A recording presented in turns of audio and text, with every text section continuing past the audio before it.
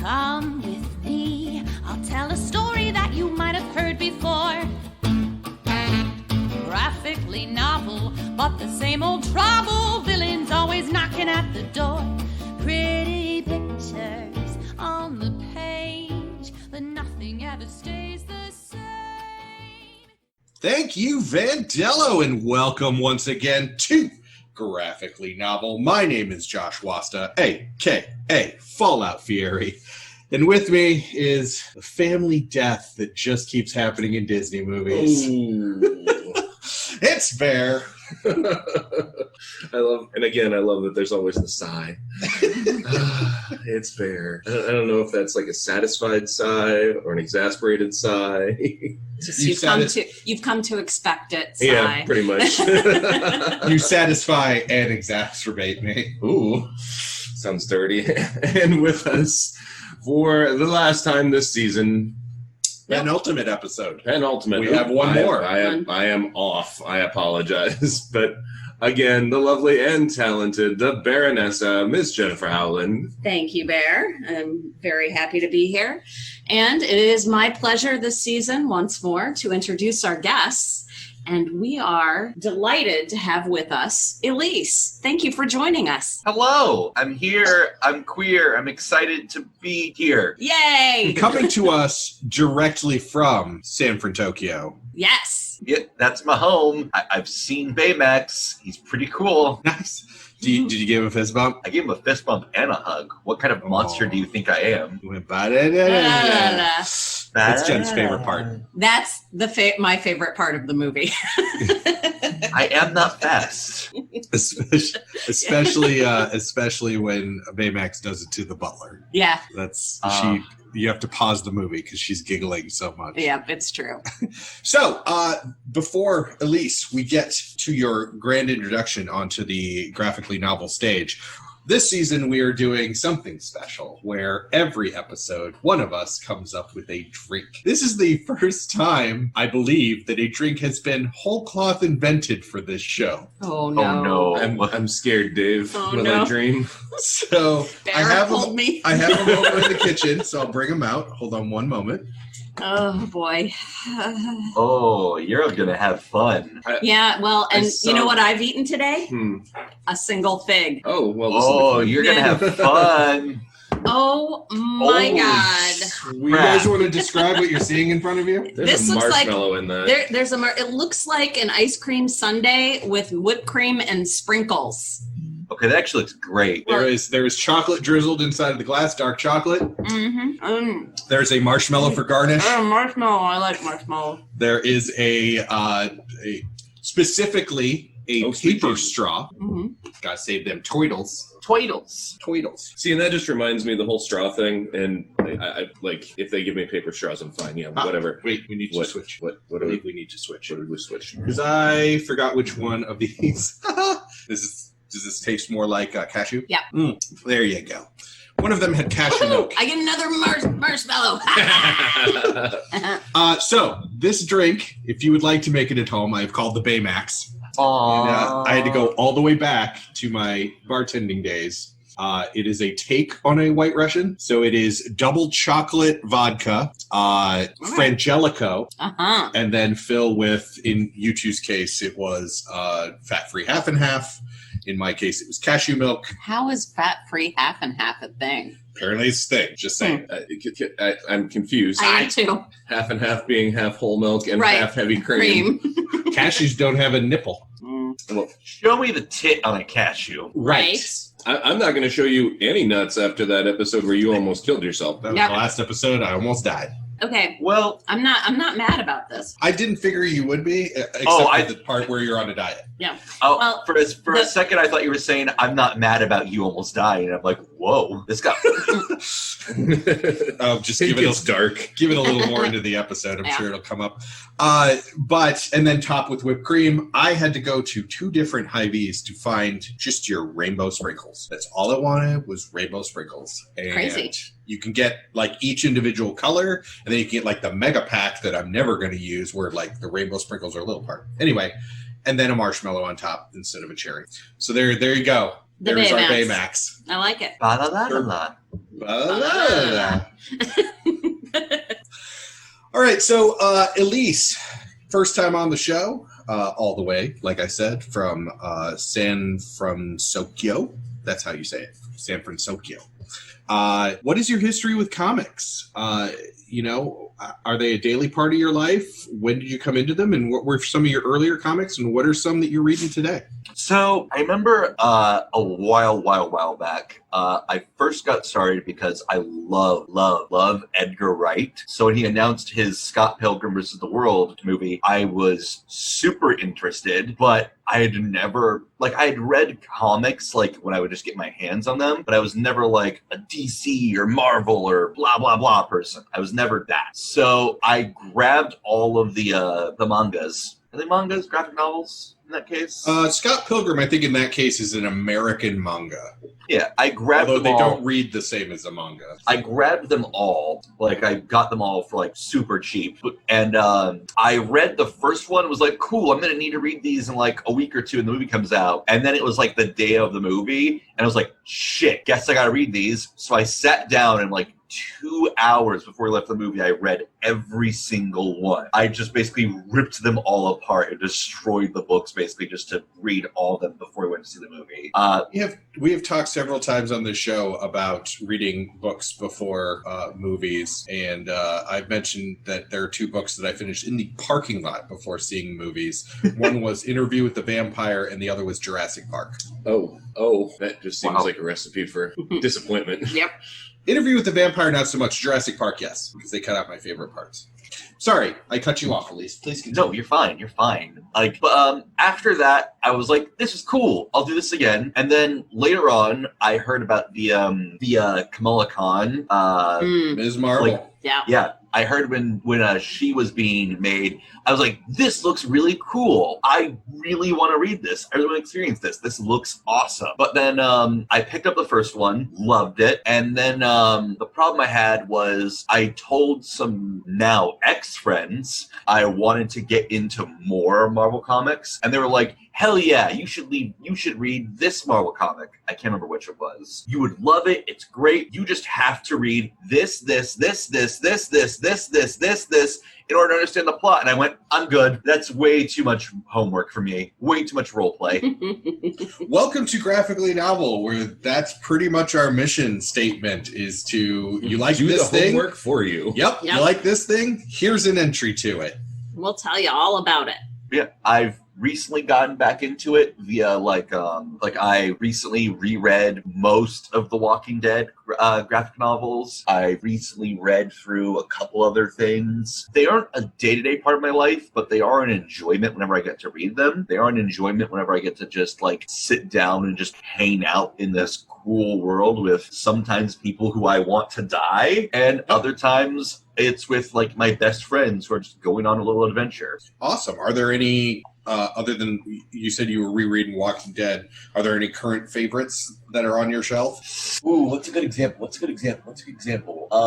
Probably Walking Dead is my current, just because it's such a bleak world, and because of the current disaster fire world we live in, it's kind of nice to dip my toes into a world where I get to put it down and go, hey, my world sucks, but at least for now, there isn't fucking zombies. I'm glad you had a caveat there. Yeah. But only for now. Yeah. So to go from the bleakness of Walking Dead to the bright yellow sun that is Big Hero 6, probably one of the happiest comics that we've ever done. happiest in quotes. Well, yeah. I mean, it does have its share of tragedy, but this is pretty much your modern day like kids cartoon. I mean, Right. you know. As a side note, I also just want to point out that you've obviously created the most interesting drink that we've had so far this season, because if you haven't noticed, Jen and I just sitting there like playing with the chocolate swirl on the inside of our glass, trying to mix it in to the rest of the drink. Sidetrack, sorry. When we get into Big Hero 6, we should talk about what we read for it. And this is where I give my co-host and wonderful friend a large apology. So Bear and I, for this, read the manga, which is by... let me make sure I pronounce this correctly. Haruki Ueno. And it was released the same year as Big Hero 6, the cartoon. Actually, 1 year before, 2013. Movie came out in 2014. So this is the predecessor. However, we work with both physical and digital formats for this show. Mm-hmm. And so the digital format that I gave to both Elise and that Jen read is actually the little kids novelization of Big Hero 6. Directly from the movie? Yeah, which pretty much So I had to read through this. Listen, okay, let me preface this by saying that I have not read any manga before this. And this was the most frustrating read that I've done to date. For people who are not familiar with manga, you go from right to left when flipping the pages. You also read from right to left. You still go up to down, but you read from right to left. Yeah, it was frustrating because I would read probably 4 to 6 pages and then suddenly just start flipping back normally like I would through a normal book, and then realize, wait a minute, I already read damn it. And then I'd go back and I'd get another 4 to 6 pages and I'd do it again. And I did that through all, I don't know, 100 and what is it? It's not a C. Yeah. Elise, did you find the manga? Pages. I did, because you linked it to me. Oh, excellent. So you actually read the manga? I did. Okay, so apparently I must have found the correct link at some point for the manga. So I'm the only person who hasn't read the manga. I flipped through it. Yeah. And it's very manga-esque. Yes. The artwork is very manga-esque. It is a very different style than we're used to on this show. But I did need to preface that by saying that I did this to Bear, and I'm very sorry. No, you're not. But I did. Just admit it. I read them both in order to try and make up for it so that we could discuss. Because there are... But the novelization didn't read like a manga, did it? No. Yeah, Also, it was electronic, so... Right. Would have been easier anyways. Mm-hmm. Maybe I should have just done that from the get-go. Yeah, super frustrating.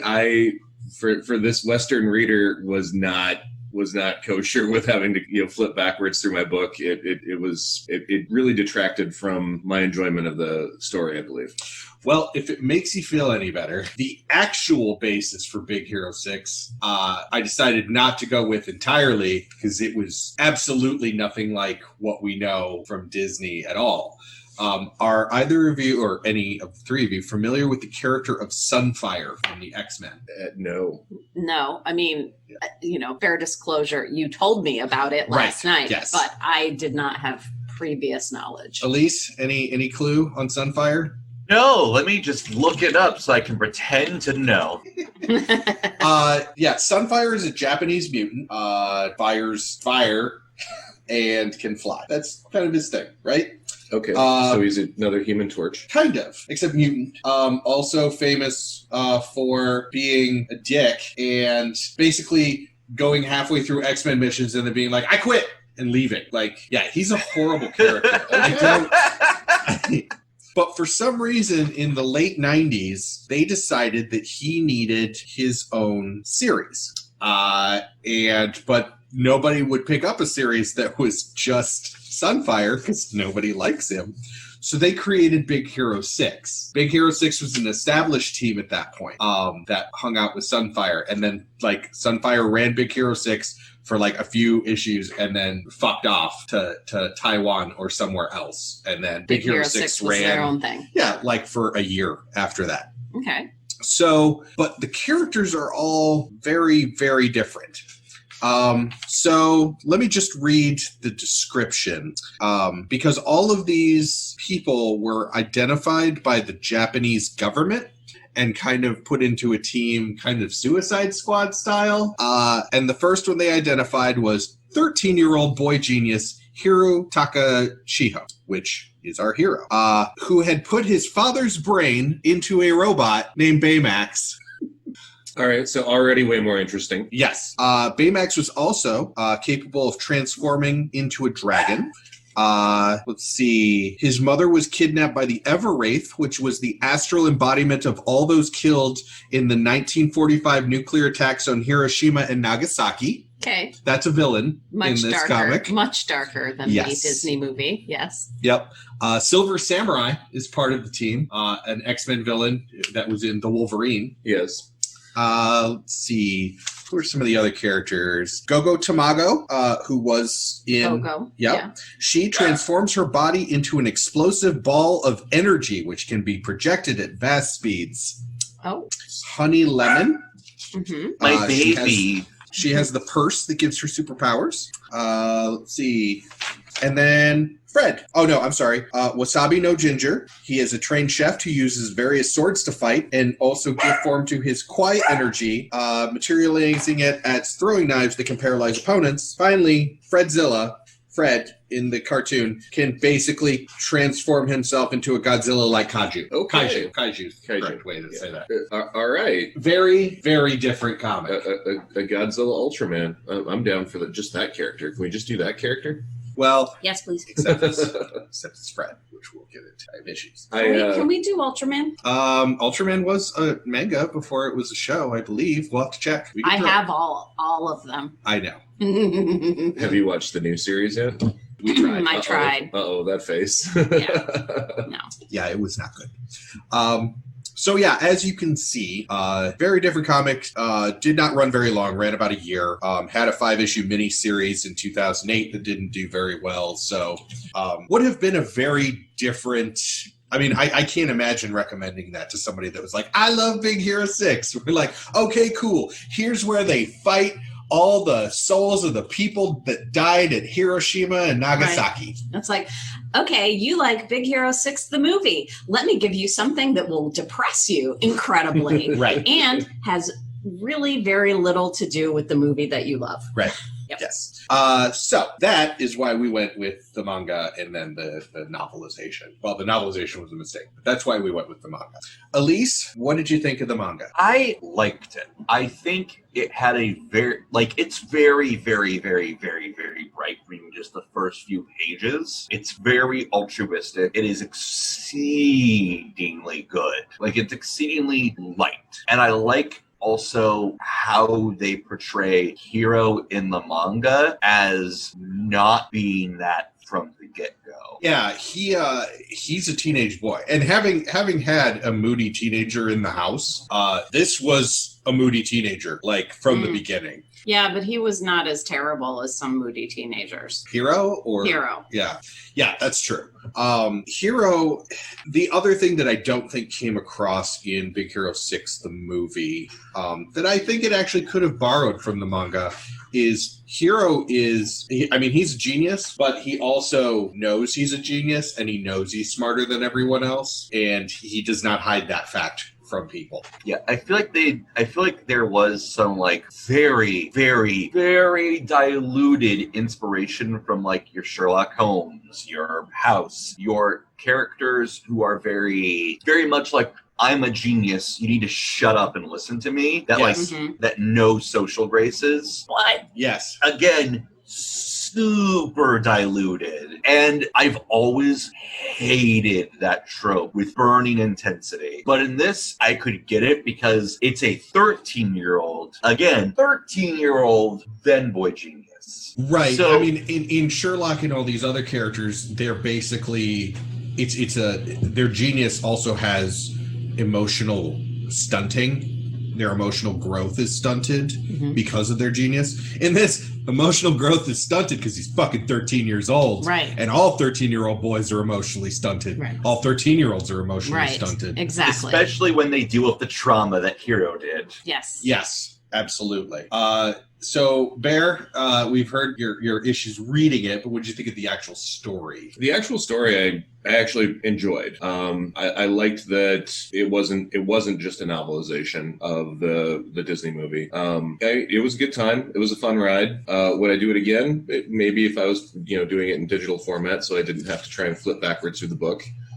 Right. The thing that I enjoyed about the manga is I could see where the basis for the movie came from.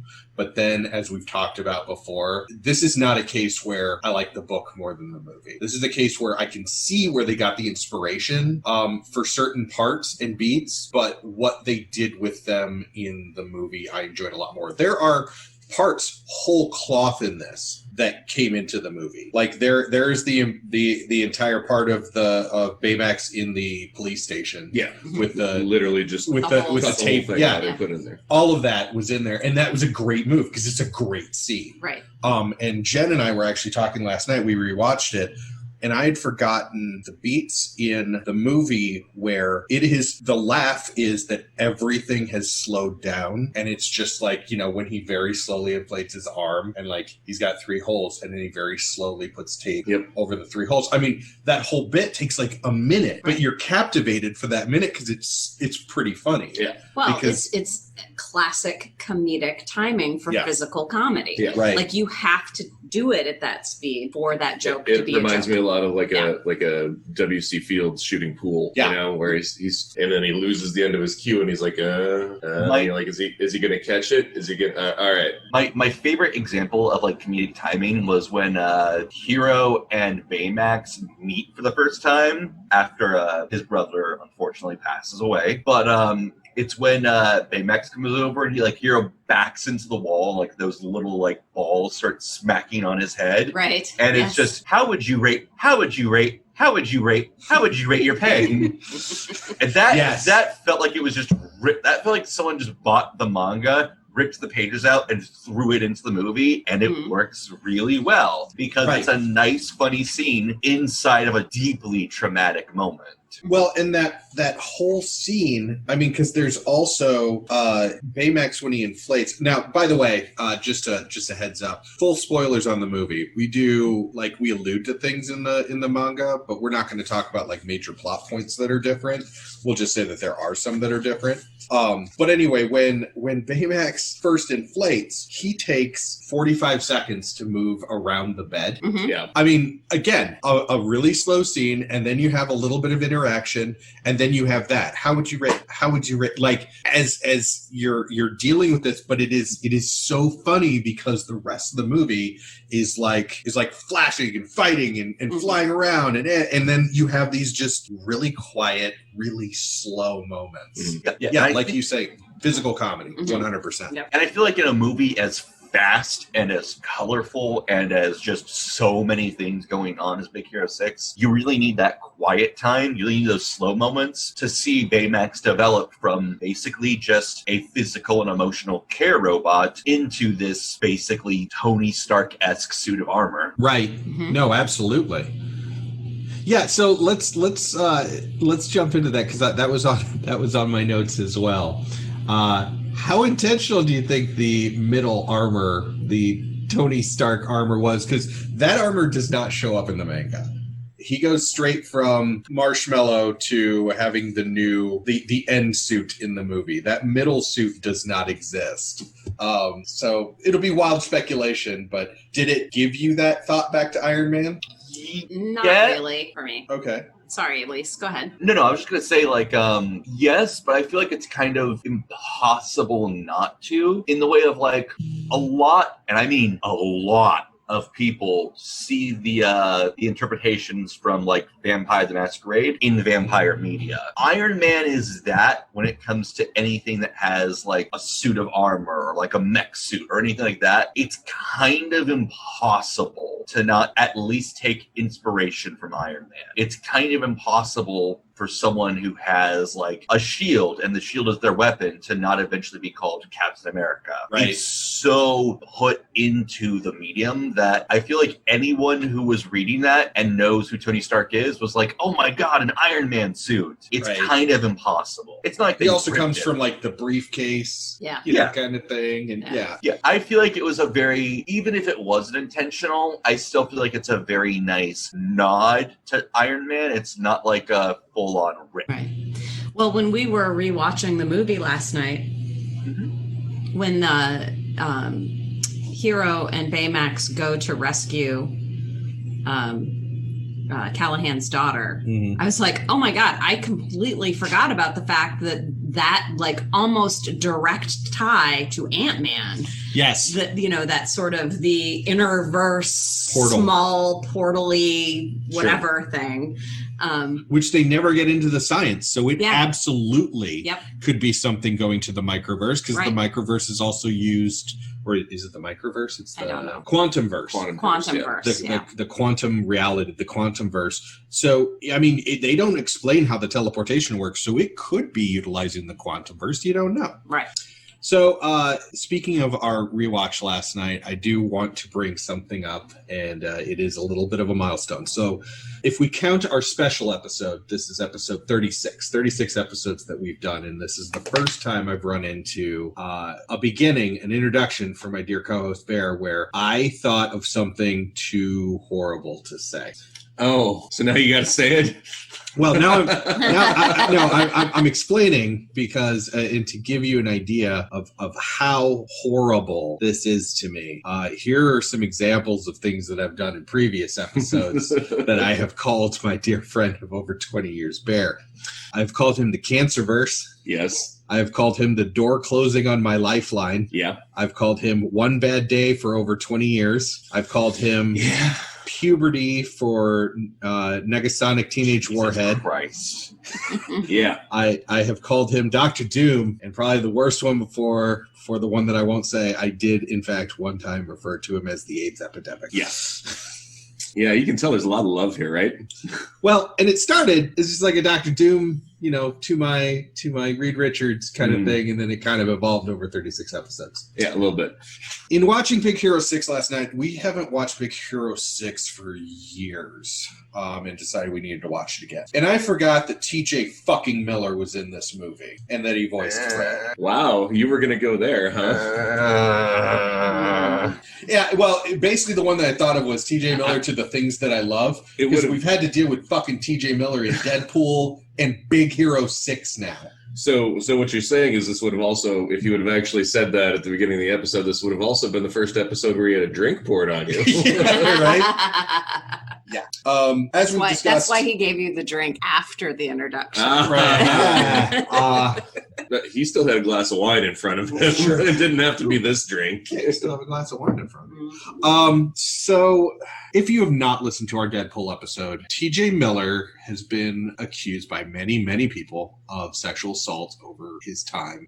Has yet to, as far as I know, go to court for them. But on this podcast, we do believe women. And so he is a piece of shit that anything that I have a chance to watch is devalued. And I was very upset that he was in Big Hero 6. Yeah, we forgot. Yeah, especially once I realized. Once he first talked, I was like, fuck, Fred is TJ fucking Miller. And it was hard, you know, from there on. It's the reason I have not yet watched Cloverfield, because I started to watch it and I was like, oh yeah, people have said this is good. And then I want to watch the other two. And then I realized that it's got TJ fucking Miller in it for like ever. And I have to look at his goddamn face. And I can't, I mean, I fast forward through his parts in Deadpool 1 because there aren't that many. Deadpool 2, he's everywhere. Mm-hmm. Well, I mean, you could always watch, you know, just skip over Cloverfield, which wasn't really all that great anyways, and watch 10 Cloverfield Lane, which is a far superior movie. Okay, so I don't have to watch Cloverfield to watch 10 Cloverfield? No, absolutely. You don't need to watch any of them to watch any of the rest of them. They're all So messed what up. we're saying is we need someone to do deep fakes of all of the movies that TJ Miller is in and change out his face and voice. Oh, yeah. Okay, so who would be a good... We just get like... Patton fucking Oswalt. Just Patton put Patton Oswalt Sure. in everything that TJ Miller has been in. Fake him in. Elise, you got pull. Make it happen. Yeah, okay. Man, that would be good. Who else? Who else would be good? For Okay, a replacement? Sorry. focus. Big Hero 6. Big Hero 6 would be a better TJ Miller. There. Big Hero, just Baymax. Yeah. Just anywhere that TJ Miller shows up in a live action or cartoon, it's just Baymax, just looking at the screen for however long he would talk. I like it. So, other Big Hero 6 topics, opening it up to the floor. Well, that just made me think, and I didn't think to look before because I hadn't thought about it. Who did voice Baymax?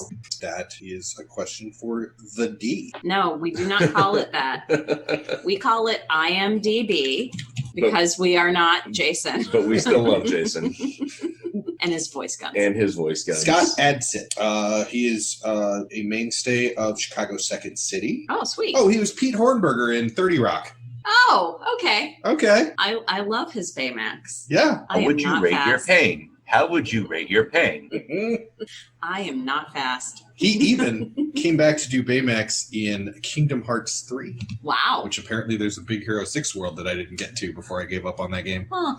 That world is so good. That world alone Actually- is worth all of the game. Kingdom Hearts, okay, that just brings up the previous question of does the Big Hero 6, does the armor, was that inspired by Iron Man? And I'm kind of thinking about it, it's like, are we putting the chicken before the egg with that argument in general? Like, just because Iron Man is currently in the zeitgeist of, American media, are we just calling everything where somebody puts on a suit of armor Iron Man inspired? Are we calling we calling Goofy from Kingdom Hearts inspired by Captain America? I think that the way they chose, because in the manga there is no color, but the colors that were chosen for the movie, For the middle suit. Because For the the- end suit, no, the end or suit the end suit, not Yeah. the middle suit. The The middle end suit's suit. blue. is very much tone. It's red. It's like the Tony Stark red and gold. I just look at it and go, well, how else would you, upgrade somebody that's just a marshmallow? Like, No, you have I'm- to put a shell over him somehow. Right. But I'm saying that they could have made other stylistic choices to make him blue. They could have made him any color. I mean- but they chose to make him red and gold. They also gave him wings. Yeah. Well, Red Bull gives you wings. no. What's the name of the? I have Murder Hawk on the brain. What was the Tony Stark's friend who is the pilot? Happy? Oh, Rhodey. Rhodey, who becomes War War Machine. Machine. War Machine. War Machine has wings. Yeah. So does Falcon. Yeah. James Falcon. Yeah. Well, I also think that it's. Does I don't War think. Machine have wings? I don't think War Machine has I don't wings. think War Falcon Machine has has wings. Oh, War Machine okay. has guns. Or a gun. A big gun on his shoulder. Okay. So does Falcon. So does Falcon. But I also think I guess it's dependent on how the interpretation goes, because, like I said, pretty much almost all forms of vampire media has some kind of relation to, like, Vampire the Masquerade, or Buffy, or Lost Boys, or anything that kind of, like, helped cement vampires into, like, our world. Right. Well, it reminds me of when Underworld came out. The first Underworld movie, White Wolf, who do Vampire the Masquerade and Werewolf the Apocalypse were like talking about suing them because, well, vampires and werewolves fighting each other, that's kind of our thing, until Anne Rice popped up and said, you guys want to talk about vampires with humanity? And then they dropped the lawsuit. Yeah. Well, and it's interesting because this is sort of a chicken and egg conversation. Right. And, Vampire the Masquerade drew on, as you just pointed out, a lot of media that existed before Vampire the Masquerade was even thought of Right. or created. Right. Also, it illustrates that Anne Rice is a fucking baller. Oh, God, yeah. She lives in NOLA. She used to live in NOLA. I don't think she lives there anymore. Oh, that's sad. Yeah, I guess that's just my whole argument there is, like, because Iron Man is so prevalent in, cinematic and media right now, Right. are we just likening anything that puts on a suit of armor to Tony Stark? I think it has to be different enough. For example, would you ever call Blade a Van Helsing ripoff? But I understand your point, but my point is, I think this is Disney's way of trying to, like, find ways for Big Hero 6 to insert itself in the Marvel, basically the MCU. just to point the kids straight over to the next thing they're going to spend their money on. Crossover. Yeah. Somehow there's going to be something where those worlds collide. Oh, I can see that. Yeah. And Jen, were you saying yesterday that you had forgotten that this was a Marvel property entirely? Yep, I was saying that yesterday. And you know who pointed it out? Alex. Yeah. Yeah, well, and the foundation is pretty much Marvel because, like I said, it was a spin-off from a not very well liked X-Men character because they wanted to do more stuff in Japan. So, all right, Elise, you got any thoughts? Any questions for the panel? I guess for my thing is just this is definitely probably one of the most like hopeful, altruistic, and like just genuinely good like mangas. I know y'all have read a lot of much weaker material. Is it in a way odd to go from something that has like shades of gray or is basically filled to the brim with like very, very evil characters like the boys to something as light and heartfelt and just beautiful like Big Hero 6? I find it extremely interesting that you asked that because our original plan for this season was to go from light to dark.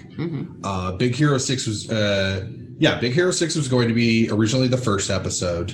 And then what will be our last episode, the one that we're recording next, Scott Pilgrim, was going to go from there. And then we were going to keep going. And then I think we originally were going to finish with Joker. Yes. From Hell and Joker, were the two top contenders for ending the season. But and in the way Plague hit and in the way that we asked our guests their availability, it just did not work out that way. We would have had to delay the season for upwards of 3 or 4 months, and we weren't willing to do that with the pandemic and everything else going on. We just felt like people needed something, and however we could contribute would be great. But it is a little bit of whiplash. I think the biggest this season was, now I'm trying to remember the order. In one day, we did Tank Girl and... Is it Tank Girl and Venom in the same day? Tank Girl and... Yes. Yeah. Yes. We did Tank Girl and Venom in the same different. day. And the Venom episode...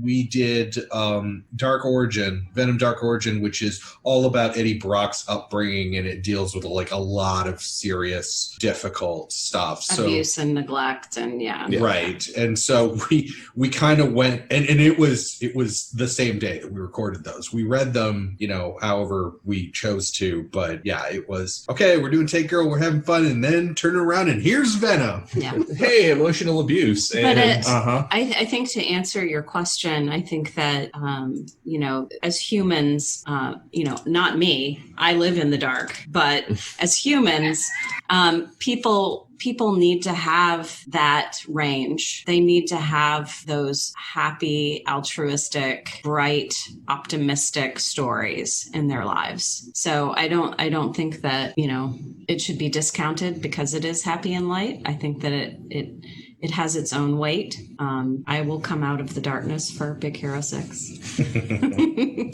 Well, is that? I mean, it can't Honey rain all the Lemon? time. Honey Lemon's the one with the different balls. When she is like going off and freaking out about science at her introduction, I actually looked over at Alex and Jen and I said, if Jen didn't have her whole gothic Morticia thing and she was just her love of science, geeking out about that would stuff. be exactly who she is. Yep. I'm the D20 of Jen's life.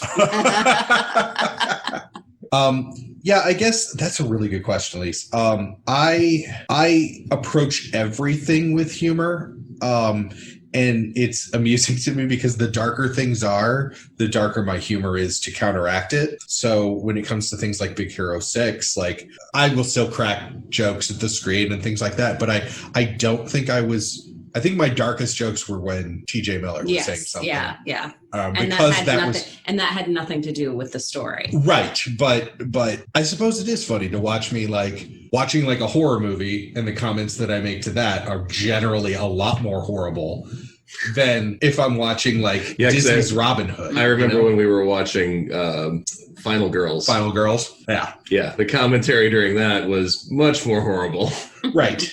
Good movie, by the way. Yes. If anybody ever wants to see somebody do a striptease on Adderall, Final Girls. Sold. Oh, God, it's so good. It's so good. It's so funny. I've been on a horror movie kick lately, and my jam is comedy horrors. And I have found some just amazing ones, and they're so good.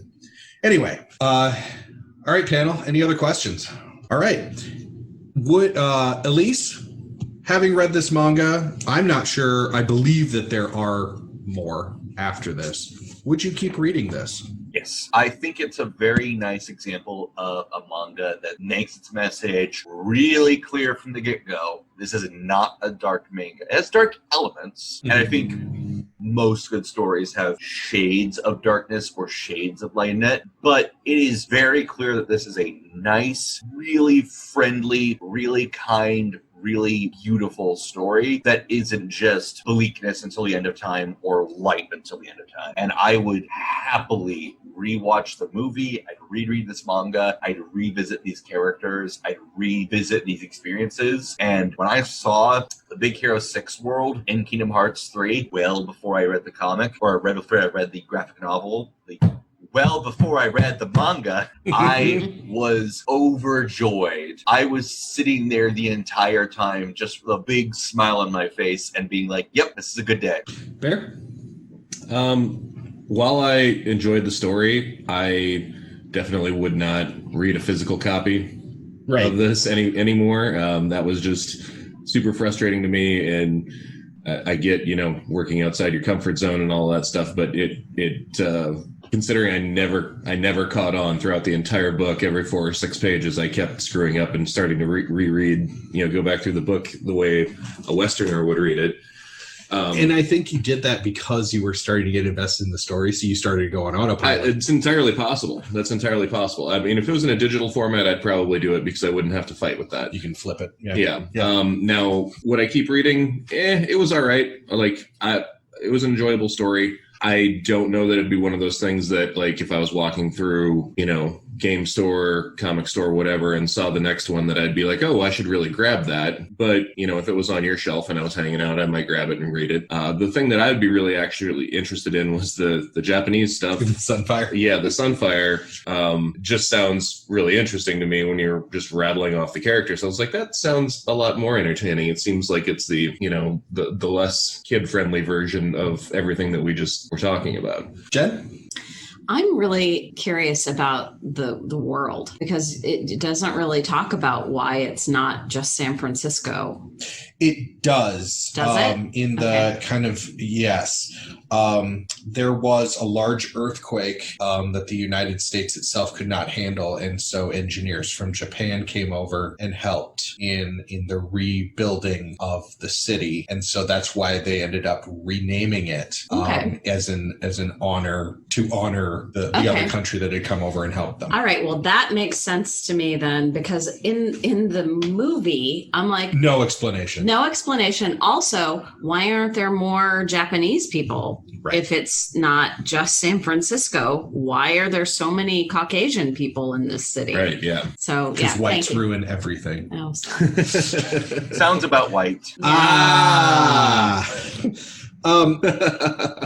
actually it won't be the first thing on my list, but I might pick up more of this, and that's a lot for me to say about a manga. I'm not generally a manga or anime type of person. They have to really catch me.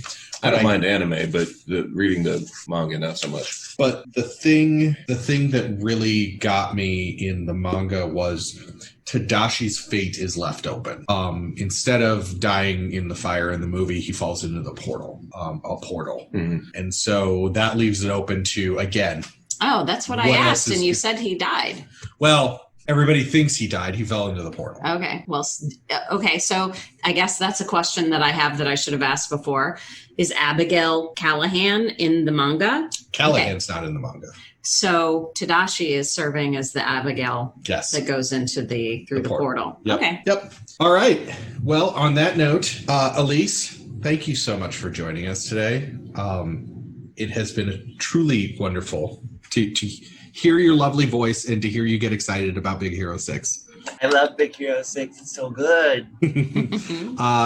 And hopefully we'll get out to San Francisco again and be able to do lunch and hang out. You mean San Fransokyo, I think. I do. Yes. I do. Yes. San Fransokyo, where they have amazing ice cream and a wonderful burger joint.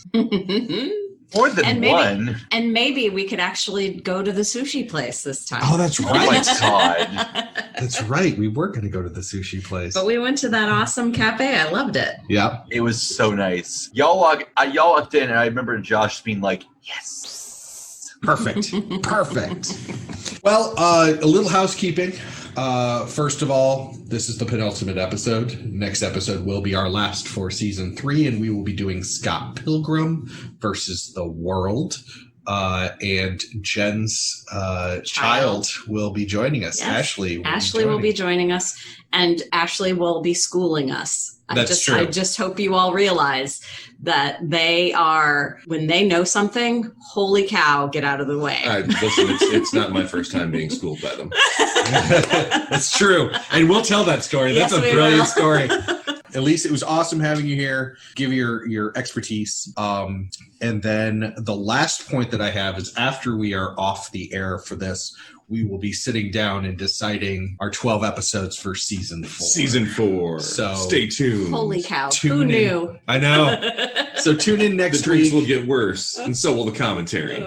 Tune in next week to find out what those 12 episodes will be and how you can contact us to be a guest for one of those episodes. Until next time, take it away, Vandello.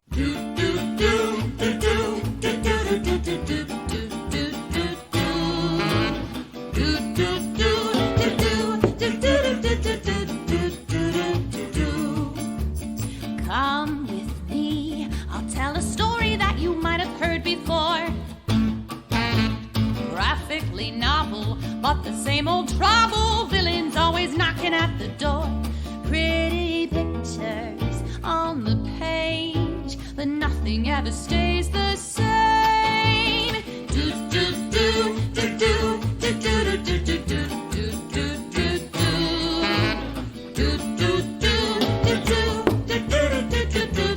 do do do. Come at me, and I'll show you something you ain't never seen before. Right or wrong, or can't we all just get along? My mask is no different than yours. Pretty pictures on the screen, but nothing's ever as it seems. Do do do do do do do do do do do do do do do